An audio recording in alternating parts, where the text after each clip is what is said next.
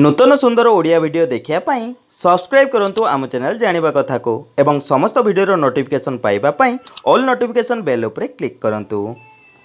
बंधुगण अंडा रे पोषक तत्व भरपूर मात्रा रे मिलता है, तेणु विशेषज्ञ माने प्रत्येक दिन अंडा खाइबा को परामर्श दियंती। किंतु आज मु जो खाद्य पदार्थ विषय कहबा को जाउछि ताहार सेवन अंडा खाइबा परे भूल रे भी करंतु नहीं। विशेषकर सिझा अंडा खाइबा परे बिल्कुल भी खाइबा कथा नुह।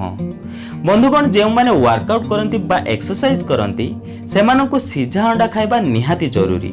सिझा अंडा आम शरीर पाई बहुत लाभदायी अटे, किंतु सिझा अंडा पर जदि आपण एही सब जिनिसर सेवन करिवे ताहले एहा आपणक शरीर को हानि पहुंचाई थाए एवं आपण असुस्थ होई पड़ती।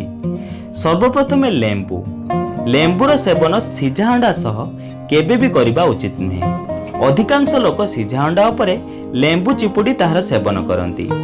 पाटीर स्वाद पाई लोक माने अंडा सह लेंबुर सेवन करती, किंतु यह आम स्वास्थ्य प्रति बहुत हानिकारक होइथाए। कारण एही दुईटी खाद्य पदार्थ एक संगे मिसी गले आम शरीर में पार्श्व प्रतिक्रिया देखेबा आरंभ करि दिए। एहा द्वारा हार्ट अटैक एवं उच्च रक्तचाप भली समस्या देखा देइथाए। द्वितीय रे कदली अंडा खाइबा परे कदली रे सेवन जमारी भी करंतु नहीं। जदि क्षीर सह कदली रो सेवन करूछंती ताहले एहा आपनक शरीर पाई बहुत लाभदायी अटे।